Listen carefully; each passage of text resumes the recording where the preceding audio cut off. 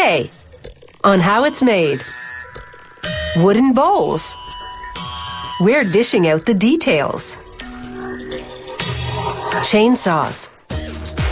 We'll show you how they make the cut. Stackable potato chips. We go to the factory where the inventory is piling up. And jet compressor blades. An idea that's really taken off. There was a time when bowl making was a cherished trade passed down through generations of families. But today, with so many inexpensive materials with which to mass-produce tableware, handcrafted wooden bowls have become a specialty item, and this centuries-old traditional craft almost a lost art. These exquisite bowls are made from a solid piece of hardwood, beech, maple, walnut, or cherry. Logs arrive at the bowl mill fresh from the forest, so they're still very damp. That's an advantage, because the moisture lubricates the cutting tools. The first step is to divide it into blocks. The chainsaw operator measures and inspects the log.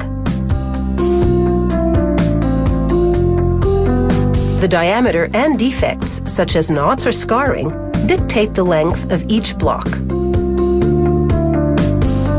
He inspects the ends of the block, marking any cracks or other flaws with a red crayon.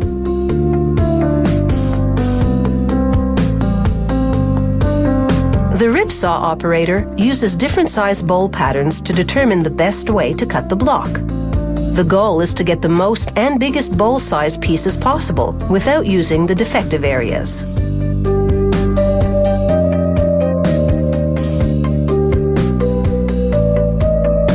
Each bowl-sized piece is called a bowl blank. This block is large enough to yield 3 blanks, each one wide enough to produce a 43-centimeter bowl and a series of progressively smaller bowls that nest inside it.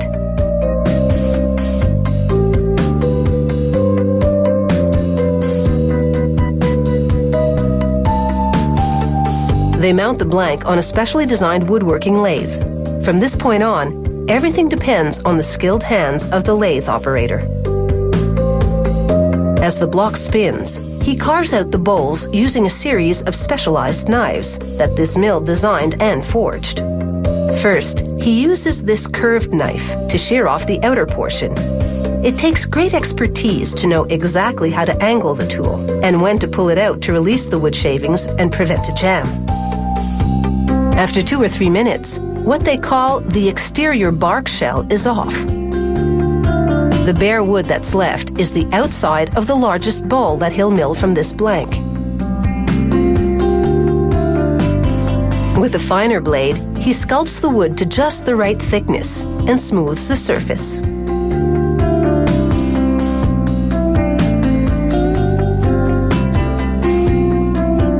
Now he switches to a smaller curved knife and cuts into the wood.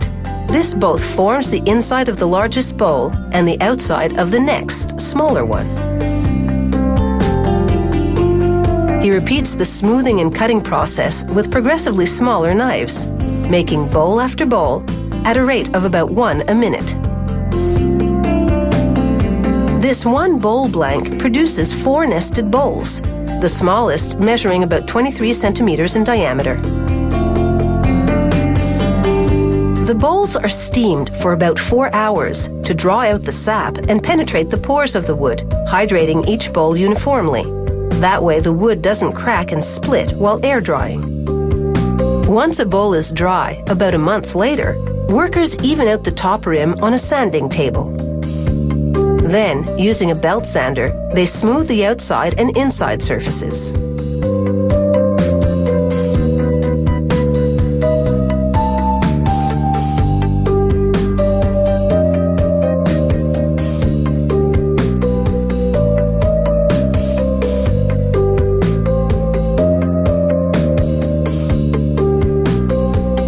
The bowl now goes upside down through a specialized knife that shaves off part of the bottom. This gives the bowl a flat base on which to sit and a place to inscribe the company name. Businesses can order custom-made bowls featuring their company logo. Artists burn the design into the wood or paint it on, or do a combination of both. The bowls now go for a bath in food-safe mineral oil. This nourishes the wood, preventing dryness and cracks. Oiling also brings out the natural beauty of the wood grain. And because every raw log is unique, no two bowls are ever alike.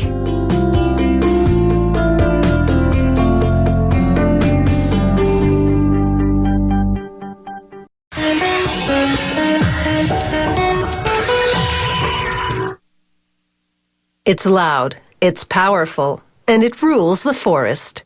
The chainsaw has revolutionized the logging industry by replacing mortal muscle with mechanical torque. It's made the work a whole lot easier, so it continues to be a rip-roaring success.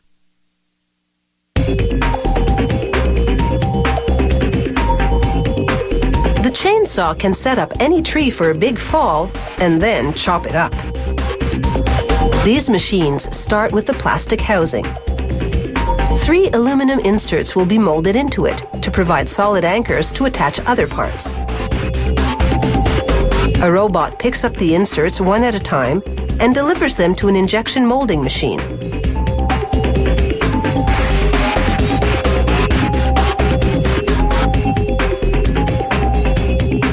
The robot strategically places the inserts in a mold at the front of the machine.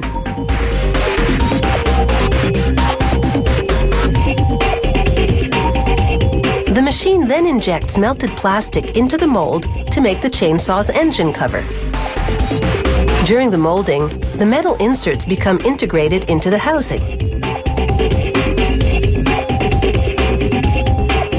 It takes just seconds to transform these plastic pellets into a chainsaw engine cover.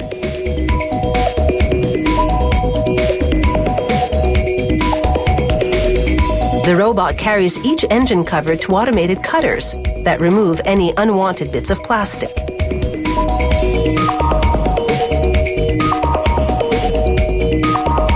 The scrap drops into a bin below.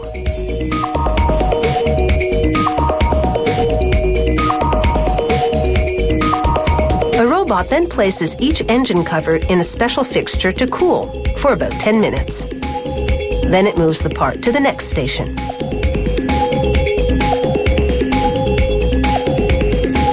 There's one more piece of plastic housing, the fuel tank. This sonic welder melts and fuses it to the engine cover using high-frequency vibrations.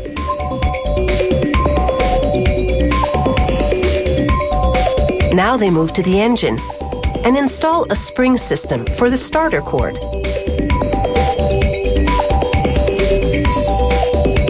They slide the 2-stroke engine into the plastic casing, and they pop in a spark plug.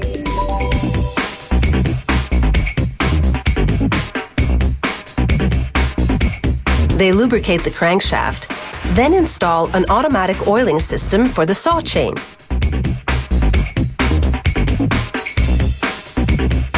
They attach the carburetor and the starter system with the pull cord handle. They fit an air filter into its slot. Then they dip stud bolts for the chain bar in adhesive and screw them into the inserts molded into the plastic housing. They attach the rear handle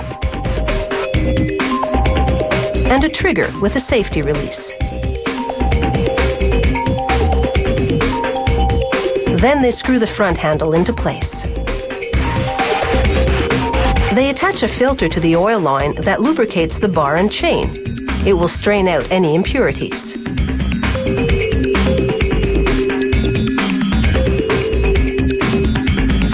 Now they install bearings and the clutch system on the crankshaft. The clutch is the link between the engine and chain. When it's engaged, the chain moves around the cutting bar. The engine is ready for a test run at typical speed, 8,000 RPM.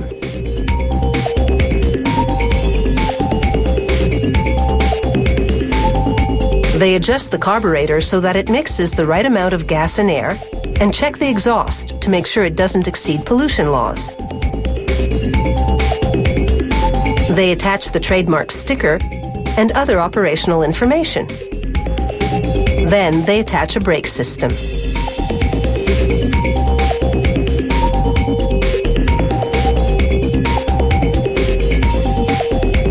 Finally, they pack the metal bar and chain blade in a protective sleeve. Once the operator installs the chain blade, he has a power tool with teeth for any job, no matter how you slice it.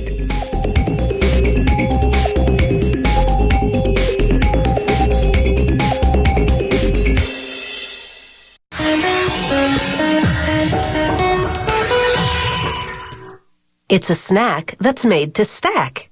Each stackable chip is made exactly the same, unlike other chips that come in irregular sizes and shapes.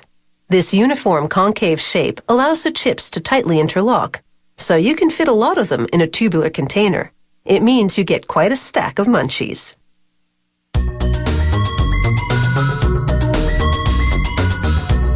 It's a case of production going down the tubes, because tubes are ideal containers for stackable chips. To make these tubes, big rolls of plain brown paper and foil-backed paper unwind. The foil will help keep the chips fresh. The streams of paper travel across rollers that coat them with glue. The paper layers twist around a mandrel that's turned by a big belt. The belt also presses the glued layers together.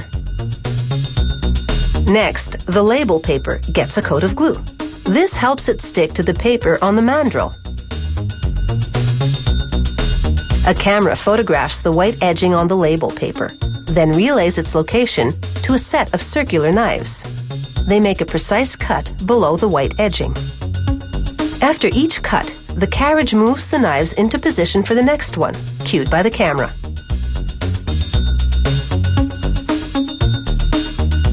These paper and foil tubes head into a turning station. It's a box with a pathway inside that turns the tubes right side up. Hot metal heads curl the tops to allow lids to fit on.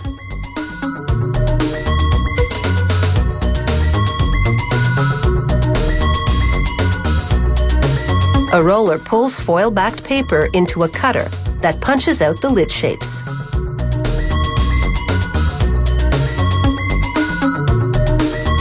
Little vacuums take the lids to the tubes and heat seal them on. Plastic lids go over the paper ones. The lidded tubes are now turned upside down. They're ready to be stacked with chips. To make stackable chips, they use a ratio of 1/3 water to 2/3 potato flakes, with a little cornstarch mixed in.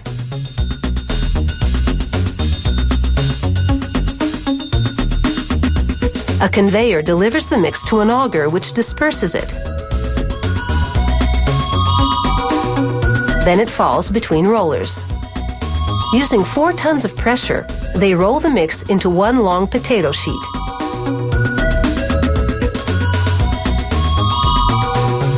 The potato sheet goes under a rotary cutter that punches out oval shapes.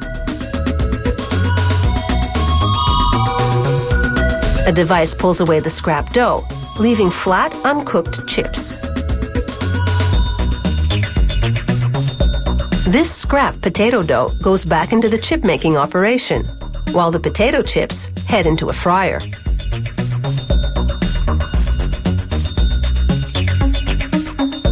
As they travel through the fryer, rolling molds make them concave. The concave shape will make the chips stackable.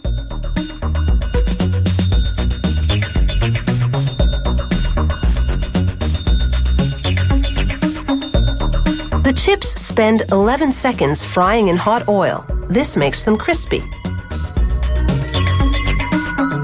They travel under blowers to get rid of excess oil. The chips get a coat of seasoning, then do a backflip off one conveyor and onto another, falling into neat piles. A worker inspects the rows of chips. Then it's onto another conveyor that shakes them up to loosen the pack.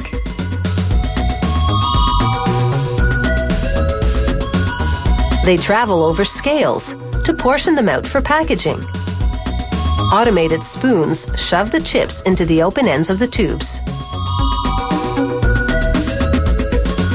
Guides tap the tops of the tubes to nudge the chips into position.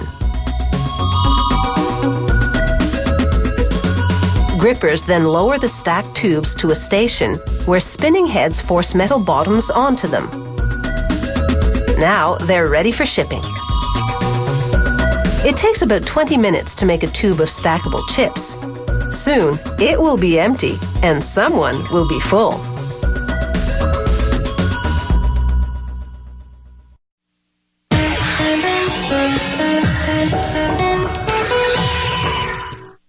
Compressor blades are key components in a jet's engine. The heart of the turbo machine contains thousands of them. They rotate 400 times per second, whipping air into small hurricanes. They compress the air, making it so hot and so dense that it literally explodes when mixed with fuel in the combustion chamber. In a jet engine, large compressor blades made of titanium compress the air entering the front of the turbo chamber. They move the air towards the back of the chamber, where smaller blades made of a nickel alloy compress it even more. The air heats up to more than 600 degrees Celsius, then combines with jet fuel, creating a powerful mix that explodes out the back of the engine. The blades start off as metal pellets called slugs. A ceramic layer prevents their surface from oxidizing when exposed to intense heat. The slugs are heated for 15 minutes in a 980 degrees Celsius oven. Meanwhile, a robot sprays lubricant on two forming dies inside a press.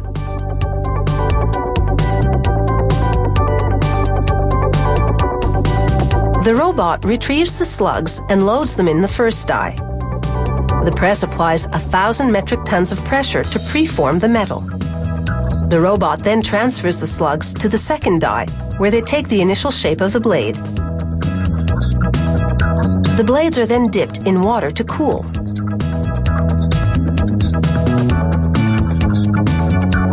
The next robot cleans the metal burrs off the edges.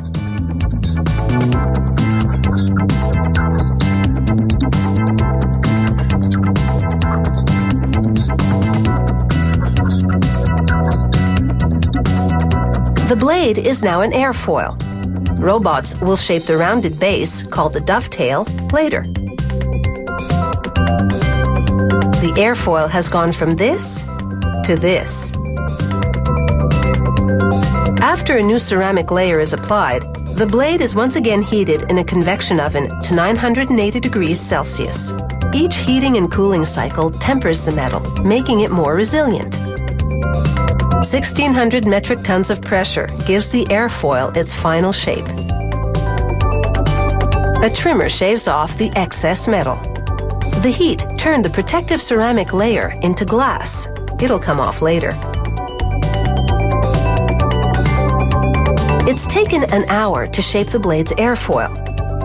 The dovetail, that nub on the right, is next. But first, this measuring machine inspects the airfoil.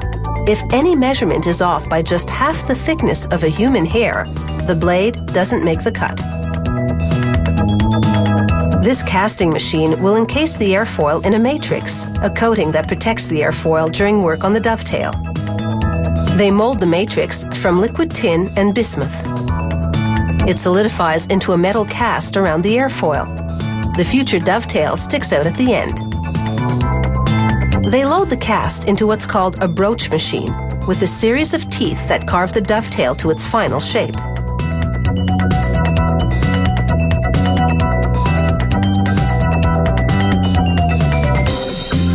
Now the cast can come off. A worker loads it onto the removal machine. A hydraulic cylinder hits the cast at its weakest point, breaking it in half. The finished airfoil emerges unscathed. A dot matrix machine punches identification numbers onto the blade.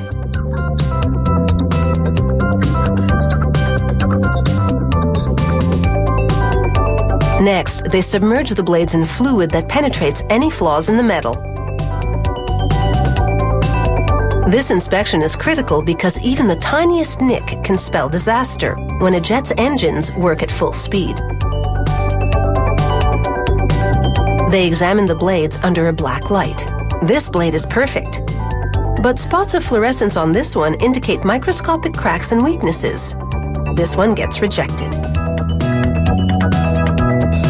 The dovetail gets 2 strips of rubber silicone that ensure an airtight seal when the dovetail slides into its slot on the compressor drum.